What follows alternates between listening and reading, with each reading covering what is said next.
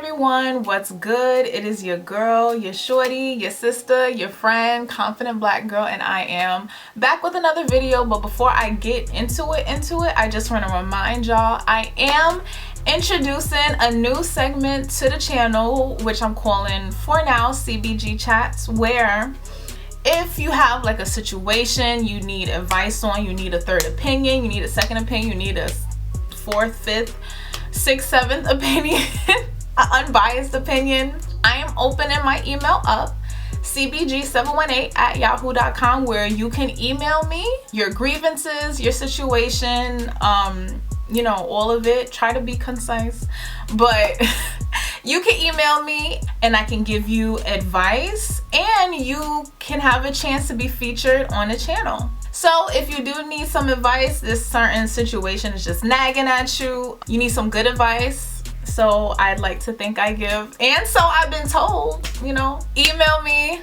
right in the description box and you know, we can go from there. Now, I'm just gonna jump right in, but give a little forward for the way this video came about. So from my how to get over your ex fast video, if you haven't seen it, there's spoiler alerts in here.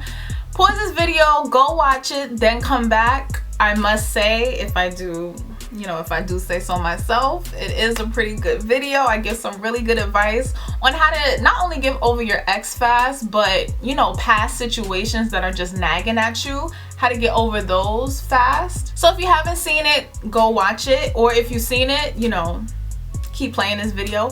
Or if you know you haven't seen it but you're still here, you want to be a rebel, I guess that's fine too. In the video I say, in conclusion, how to get over your ex and past situation is to feel your feelings. But I also noticed as I was watching the video back after I uploaded it, yes, I do that, it's just I like what I be saying.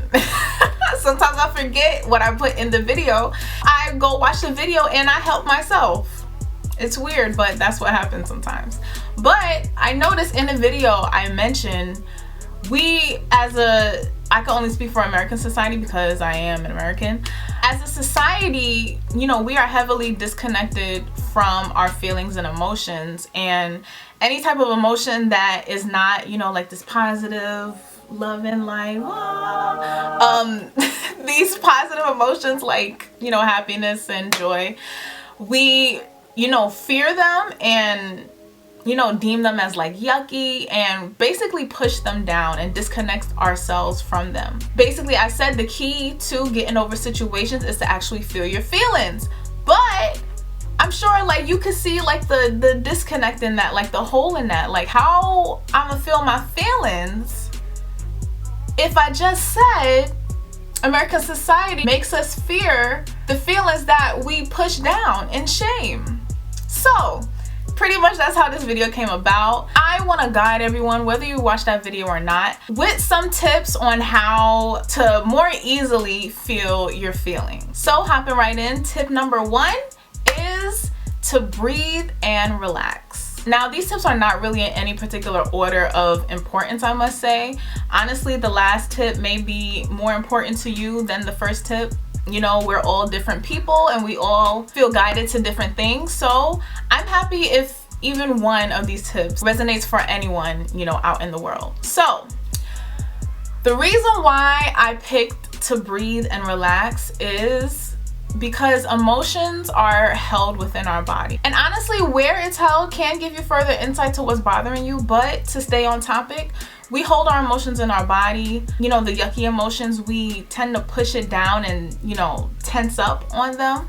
If we feel nervous, we tend to get butterflies, but also clench, you know, our stomachs, our midsection. If we feel like, you know, we're gonna be in distress. And breathing and relaxing when you go into a feel session, basically you're taking some time apart from your daily life to, you know, just be calm and be centered and actually going in with the intention to feel your emotions. So when we go into a feel session and we keep in mind breathing and relaxing, and you know, you meditate beforehand or something like that, or do a form of meditation like taking a walk, doing something to clear your mind and just make sure you're breathing can really go a long way. Because like I said, we're pretty much conditioned to push our emotions down. And plus, there's a thing called muscle memory.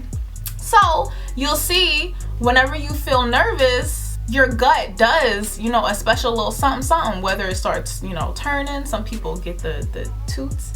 Some people, you know, like I said, clench real hard. Our bodies are basically conditioned over the years to clench and hold on to these emotions so that they don't come up. So breathing and relaxing, going in with the intention to relax, it really helps to free those emotions and help them come up to the surface so that they can be addressed and felt. You're basically doing whatever you need to do in order to feel safe in this session, to feel supported and loved in this session. Whether that means leaning on yourself for support or leaning on, you know, whatever your belief system is for support, or both. Communicating with yourself and honestly feeling our feelings connects us back to ourselves.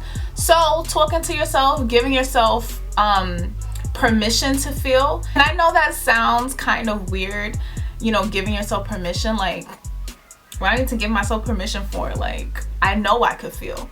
But honestly, you would be real surprised about the subconscious beliefs that we hold, that we don't even know that we hold, but show up in the way that we show up in the world. For a lot of us, we could have grown up in an environment where, you know, after a certain point, or, you know, just even as a baby, we weren't really allowed to cry. We weren't really allowed to show when we were uncomfortable, especially when it came to like being in the face of authority, in the face of our caretakers. Say our caretakers did something that, you know, annoyed us or made us uncomfortable or something, we weren't really allowed to show that discomfort. But really connecting with yourself, giving yourself permission to feel, is basically what this feel session is about, you know? Doing this work of breathing and relaxing before a feel session and during a feel session, it helps our emotions to come up, but in a quantity that we can handle. And I really just wanted to make that point because, you know, it can be overwhelming. Suddenly letting something happen that for years we avoided, you know? So doing what you need to do in order to feel supported, safe, and loved within this session is really necessary to know that, you know, you won't get anything that you can't handle. Like, in the moment, not gonna lie, it may feel like you dead can't handle it. Like, you may feel like you're drowning and you may feel overwhelmed, but having that knowing that you can handle this and you won't ever be given something that you can't handle, you can find comfort in the session and, you know, allow yourself to relax and actually feel. When, you know, without this knowledge, you probably would have just stopped and, you know, never did another feel session again, or for a long time, because you felt so drowned and overwhelmed. So don't get discouraged, but also don't force yourself. Inner work, healing work is a lot. It is a lot. I won't lie to you. It is a lot. And it's intense, and overdoing it can make you spiral and, you know, just abandon the work entirely, and because of fear. So take breaks whenever you need. Get in touch with yourself. Know when you need a break. Know what to do when you need a break, which I'll get into later, how to self-soothe. Take a break for however long you need, but always remember to come back to the work, because you quite literally owe yourself this healing and this form of self-love. Like, you owe it to yourself. Just think about, like, you owe it to yourself to heal so that you can show up in the world a more confident person and just a more less tense, a more joyful person, and just a person that feels allowed to exist. So make sure you're doing your breath work, you're breathing and relaxing so that you can feel and give yourself this healing that you owe yourself.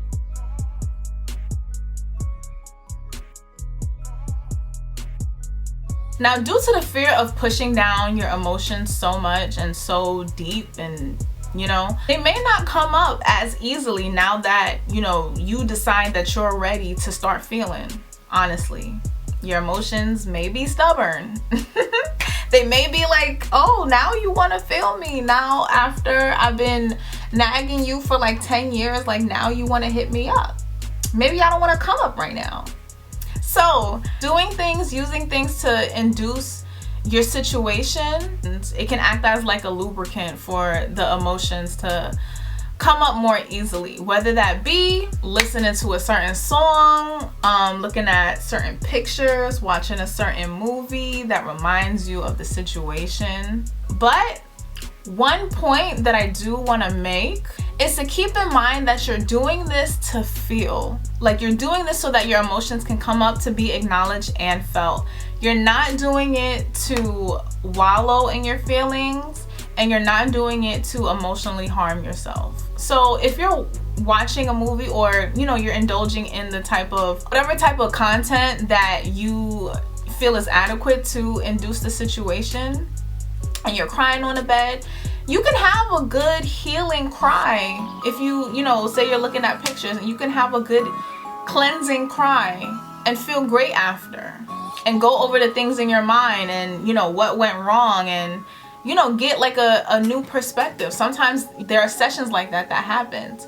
What I don't want y'all to do is to look at these pictures, listen to this music, and watch this movie, and then as you analyze everything that went on, you start blaming yourself for like everything that went wrong, and you start to engage in negative self-talk. That's what I don't want to happen. And honestly, if you're more inclined to do that, like you feel more inclined to do the wallowing in negative self-talk and emotional self-harm, or you've done it before and that used to be your like coping mechanism in a way, then definitely skip this tip. I don't want y'all to feel tempted to hurt yourself in that way, because honestly, for a lot of us, we can be our own negative critic.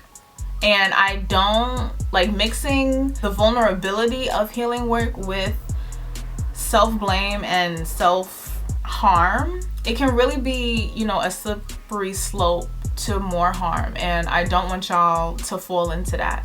So know yourself, get connected to yourself, and with any of these tips, if you feel like they're gonna flare up something within you that has to do with mental health, I guess on the negative side, then definitely skip them. You know yourself way better than I know you. So yeah, do what you need to do in order to feel comfortable. That's it for this video. I just want to give you all a quick thank you so much for watching. Next up will be how to actually acknowledge your pain and more vulnerable emotions past anger. Yes, we're gonna get deep. Stay tuned for that. And again, thank you for watching. Don't forget to like, comment, and subscribe. Bye.